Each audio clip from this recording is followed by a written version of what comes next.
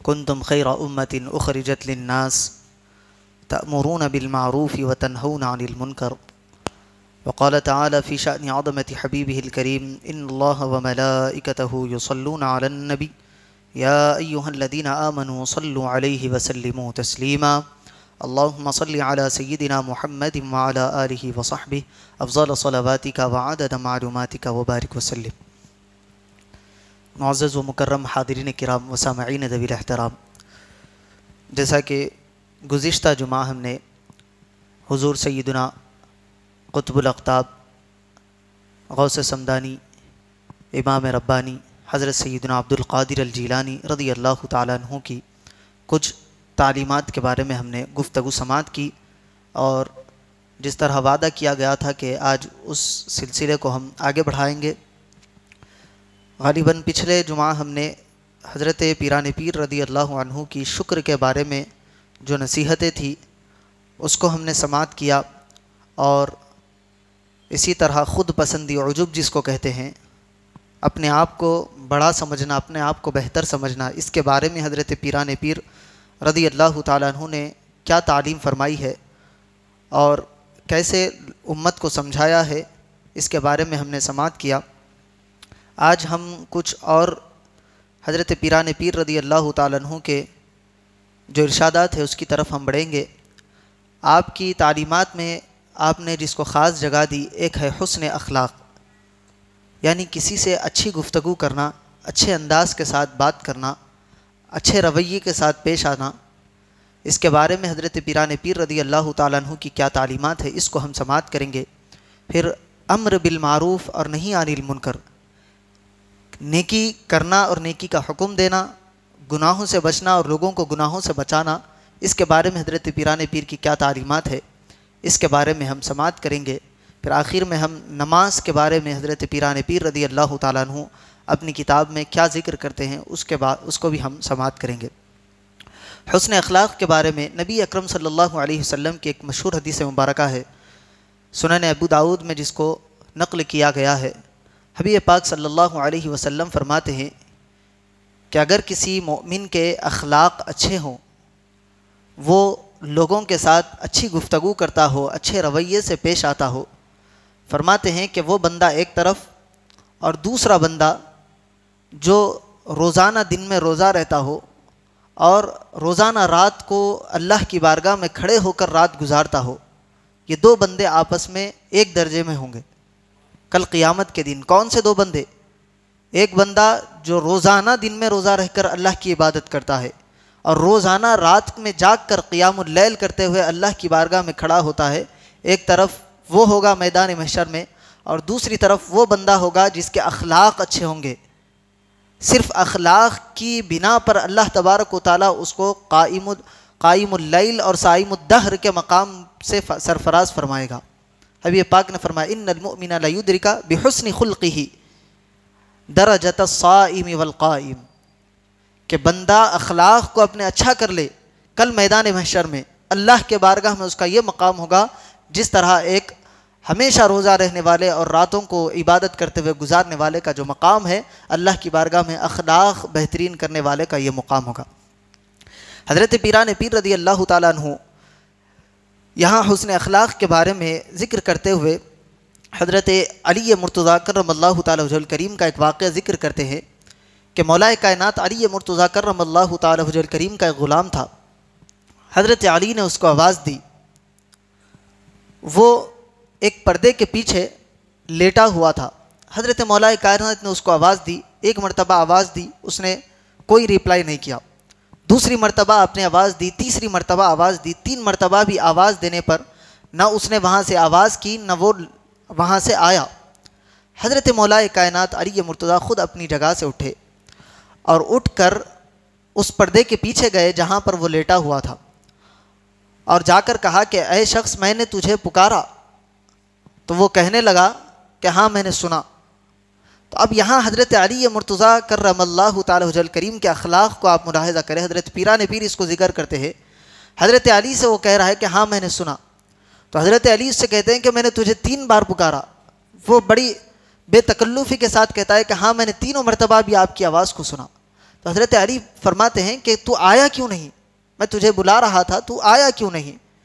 تو حضرت علی سے وہ کہنے لگا کہ آپ ہم کو سزا نہیں دیتے, آپ ہمارے ساتھ اچھے اخلاق کے ساتھ پیش آتے ہیں, تو ہمارا جو ڈر ہے, جو خوف ہے کہ آپ ہم کو سزا دینے والے نہیں ہیں, یہ ہمارے پاس دل میں بیٹھ گیا ہے. اب ہم جو کام کریں آپ ہم کو سزا نہیں دیں گے, اسی لیے میں آپ کے بلانے پر, آپ کی آواز پر میں نے لبیک نہیں کہا. تو حضرت علی مرتضیٰ کرم اللہ تعالی وجہ الکریم نے کہا کہ اچھا یہ بات ہے, تو جہاں میں نے تجھے اللہ تعالیٰ کی رضا کے لیے آزاد کر دیا ہے. حضرت پیران پیر رضی اللہ تعالیٰ عنہ اس واقعے کو ذکر کر کے جو تبصرہ دینا چاہتے ہیں وہ یہ ہے کہ حضرت علی مرتضیٰ کرم اللہ تعالی وجہ الکریم اپنے غلاموں کے ساتھ ان کا رویہ کیسا ہوتا تھا. چہ جائے کہ رشتہ دار دوست و احباب الگ بات ہے, ہمارا طرز زندگی گھر والوں کے ساتھ الگ ہوتا ہے, دوستوں کے ساتھ الگ ہوتا ہے, خادموں کے ساتھ, نوکروں کے ساتھ الگ طرح کا ہمارا رویہ ہوتا ہے.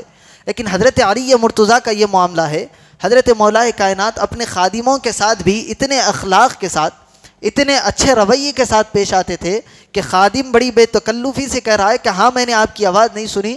کیوں؟ کیونکہ آپ ہم کو ڈانٹتے نہیں ہیں, آپ ہم کو سزا نہیں دیتے ہیں. اتنا بے تکلف ان کے خادم ہو گئے تھے. اور اب یہاں دیکھیں کہ جب خادم نے کہا 3 مرتبہ آواز دینے کے بعد بھی نہیں آیا, اس جگہ ہم اپنے آپ کو رکھے. اگر ہمارا چھوٹا بھائی ہو, یا اگر آپ شادی شدہ ہے تو آپ کی بیوی یا آپ کی اولاد ہو, اگر آپ کے بلانے پر وہ نہ آئے, آپ کی بات نہ سنے, تو آپ کا کیا انداز ہوتا ہے ان سے بات کرنے کا, آپ کو کتنی حد تک غصہ آتا ہے, آپ اس کے بعد ان کو کیا کیا نہیں کہہ ڈالتے. لیکن حضرت علی مرتضیٰ رضی اللہ تعالیٰ عنہ کہتے ہیں کہ جا میں نے تجھے اللہ کی رضا کے لیے آزاد کر دیا. یہ اخلاق حضرت علی مرتضیٰ رضی اللہ تعالیٰ عنہ کے تھے. اور اس کو ذکر کر کے پھر حضرت غوث پاک اسی صفحے میں آگے ارشاد فرماتے ہیں, انجیل کا ایک ورس کو, انجیل کی ایک آیت کو حضرت غوث پاک نقل کرتے ہیں اور فرماتے ہیں, جس کا ترجمہ ہے اللہ تعالیٰ نے فرمایا کہ اے میرے بندے, تو مجھے غصے کے وقت یاد رکھ, دنیا میں تو مجھے غصے کے وقت یاد رکھے گا, کل میدان محشر میں جب مجھے جلال آئے گا میں اس وقت تجھ کو یاد رکھوں گا. تو حضرت غوث اعظم پیغام دے رہے ہیں کہ اپنے آپ کو کنٹرول کرو, اپنی زبان پر لگام لگاؤ, اپنے اخلاق کو اچھے بناؤ, اپنے کردار کو بہتر بناؤ. یہ تم بہتر بنا لو گے اور دنیا میں اس پر عمل کرو گے, کل میدان محشر میں رب کی بارگاہ میں پہنچو گے تو میدان محشر میں تمہارے ساتھ ویسا ہی سلوک کیا جائے گا جس طرح تم دنیا میں لوگوں کے ساتھ سلوک کرتے. اگر تم دنیا میں لوگوں کے ساتھ ہمدردی کرتے تھے, اچھے اخلاق سے, اچھے رویے کے ساتھ پیش آتے تھے, تمہارے پھر نامہ اعمال جب کھلے گا اللہ تبارک و تعالیٰ تمہارے ساتھ بھی ویسا ہی نرمی کا برتاؤ کرے گا. اگر تم دنیا میں لوگوں کے ساتھ بدخلقی کے ساتھ پیش آتے تھے, ان کے ساتھ اپنا لہجہ برا رکھتے تھے, پھر تمہارا حساب کتاب بھی بڑا سخت ہوگا. یہ پیغام حضرت غوث پاک رضی اللہ تعالی عنہ نے دیا ہے.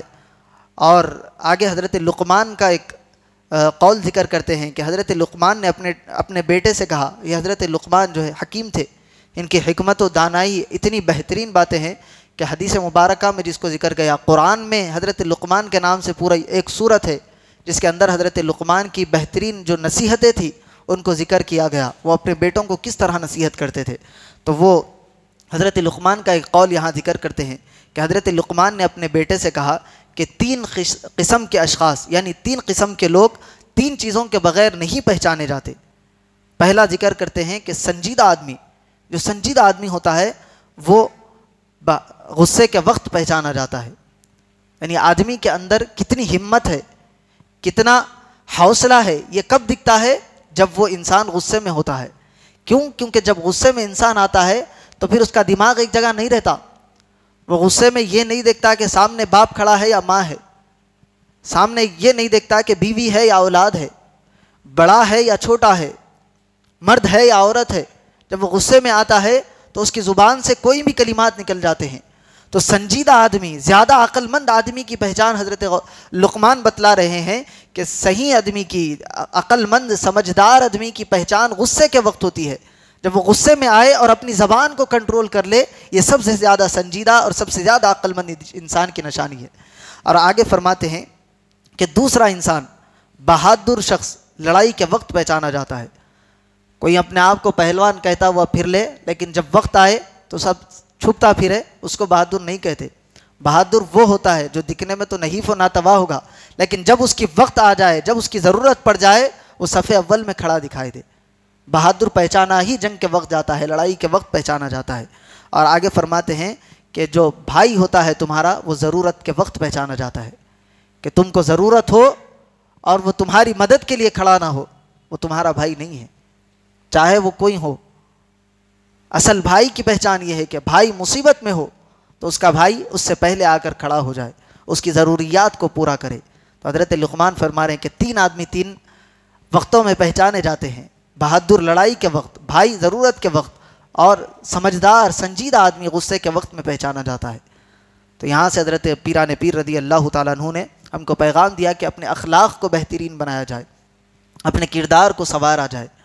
دوسرا پیغام حضرت غوث پاک رضی اللہ تعالیٰ عنہ کا, آپ فرماتے ہیں حسن اخلاق کے بارے میں. حسن اخلاق کے بارے میں تو ابھی ہم نے سماعت کیا, امر بالمعروف و نہی عن المنکر. قرآن پاک میں مسلمانوں کی پہچان ہی یہی بتائی گئی, کنتم خیر امۃ اخرجت للناس, تم کو سب سے بہترین امتیں بنایا گیا ہے. جتنی پچھلی امتیں گزری ان سب میں نبی پاک کی امت کو سب سے بہترین اللہ نے بنایا. کیوں بنایا؟ اللہ فرماتے ہیں تأمرون بالمعروف. کیوں؟ تم نیک اس لیے ہو کہ زیادہ نمازیں پڑھتے ہو, زیادہ روزہ اذکار کرتے ہو, ایسا نہیں. تأمرون بالمعروف, تم نیکی کا حکم دیتے ہو. وتنہون عن المنکر, تم برائیوں سے لوگوں کو روکتے ہو. وتؤمنون باللہ, اور اللہ پر ایمان رکھتے ہو. یہ اس امت کی پہچان بتائی گئی, امر بالمعروف اور نہیں عن المنکر. اچھی باتوں کا حکم دینا, برے کاموں سے روکنا. اس کے بارے میں حضرت غوث پاک رضی اللہ تعالیٰ عنہ اپنی کتاب میں ایک واقعہ ذکر کرتے ہیں. حضرت یوشع بن نون علیہ السلام ایک نبی گزرے ہیں, ان کی امت تھی. اللہ تعالیٰ نے ایک مرتبہ ان پر وحی کی کہ اے یوشع, ہم تمہاری امت پر کل عذاب کو ڈالنے والے ہیں. کل تمہاری امت پر عذاب آئے گا اور تمہارے 1 لاکھ جو امتی ہیں جو تم پر ایمان رکھتے ہیں وہ سارے کے سارے اس عذاب میں ہلاک ہو جائیں گے. حضرت یوشع علیہ السلام بڑے پریشان ہوئے, ابھی پریشانی کے عالم میں تھے کہ اللہ تعالیٰ نے پھر سے وحی کی اور فرمایا کہ اے یوشع, ان 1 لاکھ میں 60,000 وہ ہیں جو ہماری نافرمانی کرتے ہیں, جو ہمارے احکام کو نہیں مانتے, اور 40,000 ایسے ہیں جو ہمارے حکموں کی عمل آوری کرتے ہیں. ہم جو پیغام ان تک پہنچا دیتے ہیں وہ اس کو بجا لاتے ہیں, وہ ہمیشہ ہماری عبادت کرتے ہوئے اپنی زندگی گزار رہے ہیں.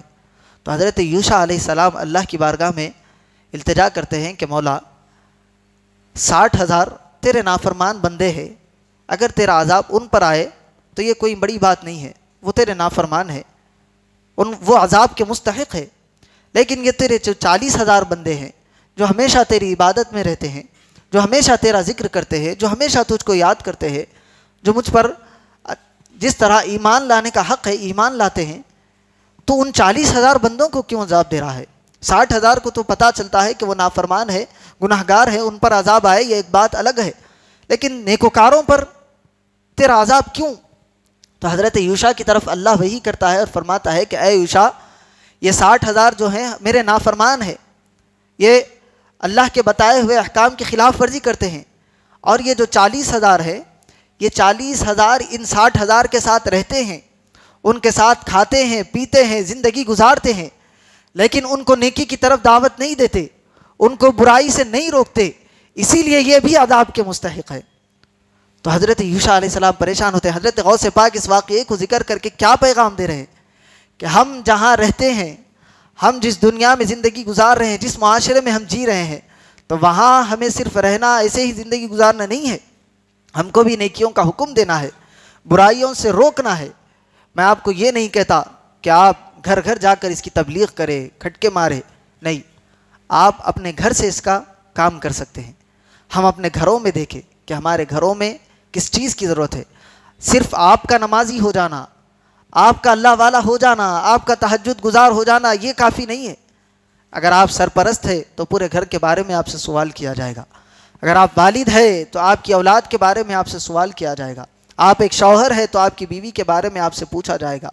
اگر کہیں اسلام کی خلاف آوری ہو رہی ہے, کوئی کام اللہ اور اس کے رسول کے حکم کے خلاف ہو رہا ہے ہمارے گھروں میں, ہم کو حکم ہے کہ کہ ان تک اچھی بات کو پہنچایا جائے، ان کو سمجھایا جائے، ان کی تربیت کی جائے۔ اگر نہیں کریں گے تو یہی اولاد، یہی بیوی، یہی بیٹی کل آپ کا دامن بروز محشر پکڑے گی رب کے سامنے اور کہے گی کہ آپ تو نمازیں پڑھتے تھے، آپ تو نیک کام کرتے تھے، لیکن آپ نے ہم کو کیوں نہیں بتایا۔ اب ہمارے پاس ہوتا یہ ہے، ہم یہ سمجھتے ہیں کہ اگر اچھی باتوں کو بتائیں گے تو لوگ کیا سمجھیں گے۔ بعض اوقات ایسا ہوتا ہے کہ ہماری خود اپنی زندگی جو ہوتی ہے گناہوں میں گزری ہوئی زندگی ہوتی ہے۔ جب ہم کسی کو دعوت دیتے ہیں دین کی، کسی کو اچھائی کی طرف بلاتے ہیں، تو سب سے پہلے ہمارے دل میں خطرہ آتا ہے کہ کہیں یہ مجھ کو یہ نہ کہہ دے کہ پہلے جاؤ اپنی زندگی دیکھو، تم کیا کرتے تھے اپنے بچپن میں، اپنی نوجوانی میں۔ یہ خطرہ ہم کو لاحق ہوتا ہے۔ تو پہلے ہمیں چاہیے کہ ہم اپنی زندگی کو سدھاریں۔ اس کے بعد اگر ہم راہ راست پر آ گئے ہیں، کوشش کرے، اگر کوئی بری بات کہہ بھی دیتا ہے، حضرت لقمان کی وہی بات یاد آتی ہے، وَاصْبِرْ عَلَىٰ مَا أَصَابَكَ۔ جب تم نیکی کا حکم دو گے تو تمہیں لوگ برا بھلا کہیں گے، اس وقت تم صبر کرنا، اللہ تبارک و تعالیٰ اس کا تمہیں بہترین بدلہ عطا فرمائے گا۔ یہ حضرت لقمان نے کہا تھا سورہ لقمان میں، جس کو اللہ نے ذکر کیا کہ جب تم نیکی کی دعوت دو گے تو پھر تمہارے لیے پریشانیاں، مصیبتیں آئیں گی، اس پر تم صبر کرنا، یہی سب سے بہترین کام ہے۔ تو اللہ تبارک و تعالیٰ کی بارگاہ میں لوگوں کو کھینچے، اللہ کی طرف لائے۔ آپ سے جتنا ہو سکتا ہے اپنے گھر والوں کی تربیت کرنے کی کوشش کرے۔ ہمارے گھر میں ایسے کام ہوتے ہیں جو اللہ اور اس کے رسول کے احکامات کے خلاف ہوتے ہیں، لیکن ہم اس کو دیکھتے ہیں لیکن بول نہیں سکتے۔ ہم بول بھی سکتے ہیں تو انجان مار دیتے ہیں۔ ایسا نہیں ہونا چاہیے، اس کو روکنا چاہیے۔ جتنا حد امکان ہم کوشش کر سکتے ہیں کوشش کریں کہ ہم اپنے گھر والوں کو دین کے قریب لائیں، اگر نہیں تو کل میدان محشر میں ہم کو پچھتانا پڑے گا۔ کیوں؟ حضرت یوشع علیہ السلام کا جو واقعہ حضرت غوث پاک نے ذکر کیا کہ 60,000 گناہگار، 40,000 نیکوکار، لیکن جب اللہ کا عذاب آتا ہے تو یہ نہیں دیکھتا کہ یہ گناہگار ہے یا نیکوکار ہے، اللہ کا عذاب ساروں کو بہا کر لے جاتا ہے، سارے اس عذاب میں مبتلا ہو جاتے ہیں۔ تو ہمیں کوشش کرنی چاہیے۔ حضرت اللہ نے یہی پیغام دیا کہ وہ 60,000 وہ 40,000 دونوں آپس میں رہتے تو ساتھ ہیں، کھاتے پیتے سب کام کرتے ہیں، لیکن وہ لوگ نیکیوں کا حکم نہیں دیتے، برائیوں سے نہیں روکتے۔ یہی وجہ ہے کہ ان پر عذاب ڈالا جا رہا ہے، اور جب عذاب آئے گا تو 60,000 بھی جائیں گے، 40,000 بھی جائیں گے۔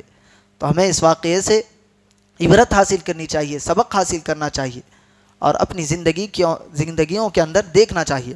ہاں، اب ایک بات یہ ہے کہ اگر کوئی آپ کے سامنے کوئی ایسا کام کرتا ہے جو شریعت کے خلاف ہے، تو آپ کا کام یہ ہے کہ آپ اس کو سمجھائے۔ اب سمجھانے کے طریقے الگ الگ ہیں۔ ہم کیا کرتے ہیں، بعض اوقات لوگوں کے سامنے اس کو ڈانٹ دیتے ہیں یا اس کو سمجھاتے ہیں، یہ ایک طریقہ غلط ہے۔ یہ تمام علماء کرام نے، رسول پاک علیہ الصلوۃ والسلام نے بھی یہ طریقہ بتایا ہے کہ لوگوں کے سامنے اس کو نہ ڈانٹا جائے، نہ سمجھایا جائے، بلکہ اکیلے میں اس کی تربیت کی جائے، اس کو اکیلے میں بلایا جائے، اس کو سمجھایا جائے، بتایا جائے کہ یہ کام غلط ہے، یہ شریعت کے خلاف ہے، یہ اللہ اور اس کے رسول کی نافرمانی ہے، اس کو بتایا جائے۔ ہاں، اگر بار بار بتانے کے بعد میں اگر وہ نہیں سنتا تو پھر آپ کو حکم ہے کہ علی اعلان اس کو ڈانٹا جائے۔ اب بھرے بازار میں اس کے لوگوں کے سامنے اس کو بتلایا جائے کہ تو یہ کام غلط کر رہا ہے۔ پہلے تربیت کا معاملہ یہ ہے کہ پہلے اس کو بلایا جائے اور اچھی طرح سے اس کو سمجھایا جائے۔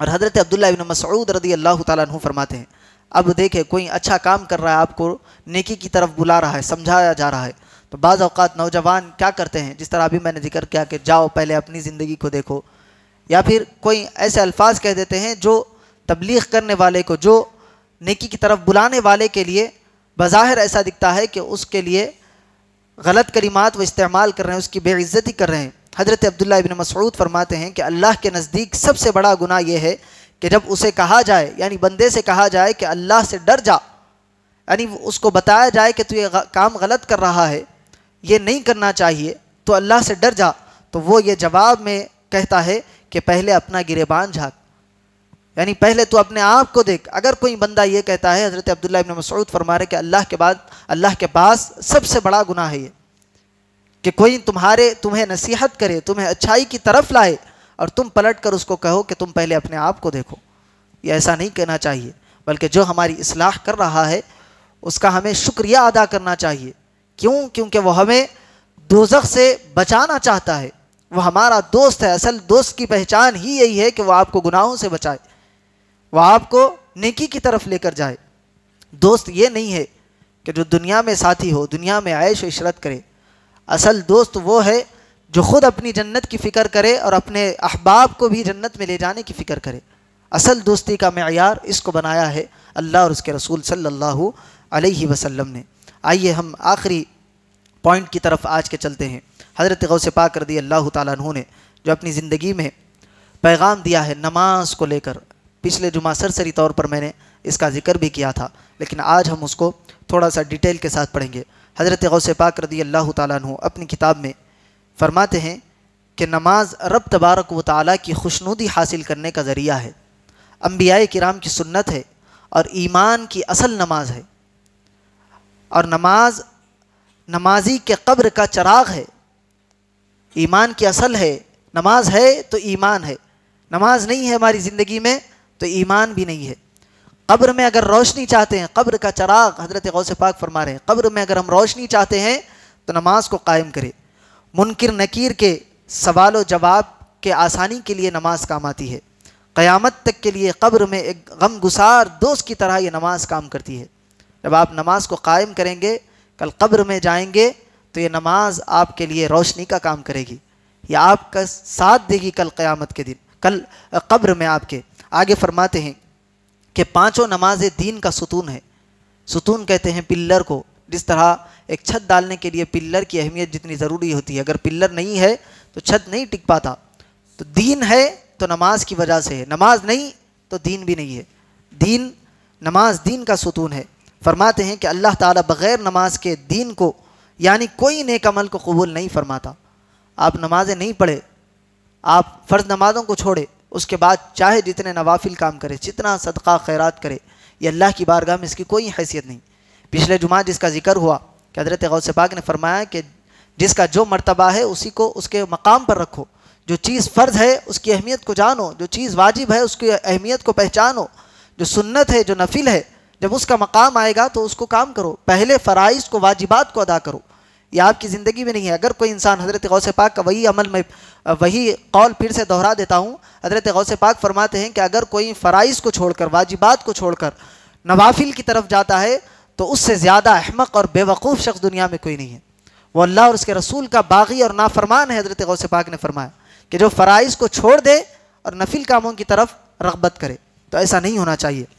حضرت غوث پاک آگے فرماتے ہیں کہ جو شخص نماز کو حقیر جانے، یعنی نماز کو ہم لائٹ لے لیتے ہیں، جو شخص نماز کو لائٹ لینے والی چیز سمجھے، فرماتے ہیں جو شخص نماز کو حقیر سمجھے گا، یعنی نماز کو وقت پر ادا نہ کرے اور نماز کو سنت کے مطابق ادا نہ کرے، تو اللہ تعالیٰ اس بندے کو 15 سزائیں دے گا۔ 15 سزائیں اللہ تبارک و تعالیٰ نماز کے چھوڑنے والے کو دے گا۔ فرماتے ہیں کہ 6 قسم کے عذاب مرنے سے پہلے ہوں گے، 3 مرتے وقت ہوں گے، اور 3 قبر میں ہوں گے، اور 3 قبر سے اٹھتے وقت ہوں گے۔ آگے فرماتے ہیں کہ وہ 6 عذاب جب مرنے سے پہلے، موت سے پہلے ہوں گے، فرماتے ہیں کہ غافل نمازی کو نیکیوں کی فہرست سے خارج کر دیتا ہے، یعنی جو بندہ نمازیں چھوڑ دیتا ہے وہ دیگر نیک کاموں کی طرف بھی رغبت کرنے والا نہیں ہوتا۔ بندہ نماز کی طرف آتا ہے تو اور نیکیاں کرنے کی اس کو رغبت ہوتی ہے، نماز چھوڑ دیتا ہے تو دیگر نیک کاموں سے بھی وہ دور ہو جاتا ہے۔ آگے فرماتے ہیں کہ اس سے زندگی کی برکت دور کر دی جاتی ہے، یعنی جو برکت حاصل ہونا ہے وہ نماز کے ذریعے ہونا ہے، نماز نہیں ہے تو برکت نہیں ہے۔ آج ہم روزی کے لیے، رزق کے لیے پریشان ہیں۔ سب سے بہترین عمل یہ ہے کہ صبح جلدی اٹھا جائے، معاش کے لیے نکلا جائے اور اللہ کے لیے اس کی نماز کو قائم کیا جائے۔ یہ 3 عمل آپ کر لیں گے، صبح جلدی اٹھا جائے، معاش کے لیے نکلا جائے، کیونکہ اللہ تبارک و تعالیٰ نے رات کو آرام کرنے کے لیے اور دن کو کمانے کے لیے، ہمارے پاس کیا ہے اس کا الٹ ہے۔ 12 بجے اٹھتے ہیں، 1-1:30 بجے دکان کھلتی ہے، پھر اس کے بعد ہم رزق کے لیے پریشان ہیں۔ تو یہ اللہ تعالیٰ کی طرف سے برکت کہاں سے آئے گی؟ جو برکت جس وقت میں اللہ نے برکت رکھی ہے وہ وقت کو ہم سونے میں گزار دیں گے تو پھر برکت کو ہم حاصل کیسے کریں گے؟ جو برکت کا وقت ہے اس میں اللہ تبارک و تعالیٰ کی برکت حاصل کرنے کی ہم کوشش کریں۔ آگے فرماتے ہیں کہ تیسرا جو عذاب ہوگا اس کو مرنے سے پہلے، اس کے رزق سے برکت دور ہو جاتی ہے۔ چوتھا عذاب، اس کا کوئی نیک عمل قبول نہیں ہوتا، یعنی وہی ہے کہ آپ نماز پڑھیں گے تو دیگر نیک اعمال کی حیثیت ہے، نماز نہیں ہے تو دیگر نیک اعمال کتنے بھی آپ مستحب کام کر لے اس کی کوئی حیثیت اللہ کی بارگاہ میں نہیں ہے۔ فرماتے ہیں کہ اس کی دعا قبول نہیں ہوتی۔ نمازیں چھوڑے اور دکان میں بیٹھ کے دعا کرے گراہک کے لیے، آئے گا کیا؟ اللہ کو آپ منائے ہی نہیں۔ اللہ جیسا مانتا ہے، اللہ ہم کو کہتا ہے کہ آؤ میری بارگاہ میں جھکو، اس کے بعد مجھ سے مانگو، ادعونی استجب لکم، تم جب دعا کرو گے تو پھر میں تم کو ضرور عطا کروں گا۔ ہم نے اس وسیلے کو چھوڑ دیا، نماز کو چھوڑ کر دعائیں کریں گے، دعائیں قبول ہونے والی نہیں ہے۔ فرماتے ہیں کہ وہ نیکوں کی دعا سے محروم کر دیا جاتا ہے۔ یعنی جتنے لوگ نماز کو آتے ہیں، جتنے اللہ کے نیک اور مقرب بندے ہیں، وہ جب ہاتھ اٹھا کر سب کے لیے دعا کرتے ہیں تو جتنے نیک ہے اس دعا میں شامل ہو جاتے ہیں۔ جو نمازی نہیں ہے اللہ تعالیٰ اس کو ان کی دعاؤں سے بھی نکال دیتا ہے۔ آپ خود نماز نہ پڑھے اور کتنوں سے ہی دعا کراتے جائے، بزرگوں سے کرائے، اماموں سے کرائے، مؤذنوں سے کرائے، عالموں سے کرائے، لیکن وہ دعا آپ کے لیے کارگر ثابت نہیں ہوگی۔ کیوں؟ کیونکہ آپ خود اس پر عمل نہیں کر رہے ہیں۔ آپ عمل کریں، اس کے بعد بزرگوں سے دعا کرائے، اللہ تعالیٰ اس کا بہتر بدلہ آپ کو عطا فرمائے گا۔ آگے مرتے وقت کے آداب کے بارے میں فرماتے ہیں کہ جب انسان مرتا ہے تو غافل نمازی کے وہ موت کے وقت پیاسا مر جاتا ہے، اگرچہ اس کے حلق میں 7 دریا الٹ جائے، یعنی 7 دریا کا پانی اس کے حلق میں ڈال دیا جائے، لیکن مرتے وقت بے نمازی کی جو پیاس ہوگی وہ 7 دریا کے پانی سے بھی بجھنے والی نہیں ہے۔ مرتے وقت کا عالم بڑا خطرناک۔ آگے فرماتے ہیں کہ دوسری بات، اس کی موت اچانک ہوگی، یعنی توبہ اور استغفار کی مہلت اس کو نہیں ملے گی۔ ہم سمجھتے ہیں کہ موت جب آنی ہے، حضرت اسرائیل علیہ السلام 2-4 دن پہلے آ کر ہم کو ایک رقعہ دیں گے کہ آپ کی فلاں تاریخ کے دن فلاں وقت پہ موت ہوگی، تب تک آپ جو بھی آپ کے برے کام ہے اس سے توبہ کر لیجئے، اور اب یہاں سے اللہ کی بارگاہ میں جا کر مسجد میں بیٹھ جائے گے، جب آئیں گے روح نکال کر جائیں گے۔ موت کا وقت ایسا نہیں ہے۔ موت جب آنی ہے اچانک موت آن پڑے گی۔ موت کا وقت ایک دن معین ہے۔ اذا جاء اجلهم لا يستأخرون ساعة ولا يستقدمون۔ اللہ فرماتا ہے کہ جب انسان کی موت آتی ہے تو نہ اس کو ایک وقت کی مہلت دی جاتی ہے، نہ وہ وقت سے آگے بڑھتا ہے نہ وہ وقت سے پیچھے ہٹتا ہے، نہ فرشتہ 1 سیکنڈ آگے بڑھ کر روح نکالتا ہے نہ 1 سیکنڈ پہلے اس کی روح نکالتا ہے۔ جب انسان کی موت کا وقت آ جاتا ہے تو فرشتہ کوئی دیری نہیں کرتا۔ اس کے بارے میں ہم انشاءاللہ نماز کے بعد جب محفل کا آغاز ہوگا اس میں ہم سماعت کریں گے۔ آگے فرماتے ہیں کہ اس کے کاندھوں پر دنیاوی چیزوں کا بوجھ اس قدر ہوگا کہ وہ بوجھل ہو کر رہ جائے گا، یعنی وہ دنیا کے کاموں میں پریشان رہے گا، موت اس کو آ کر لپک لے گی۔ موت سے پہلے اس کا یہ عالم ہوگا۔ پھر اس کے بعد فرماتے ہیں کہ جب مر جائے گا قبر میں اس کو 3 عذاب ہوں گے۔ قبر اس پر تنگ کر دی جائے گی بے نمازی پر، یعنی قبر اس کو دبا دے گی۔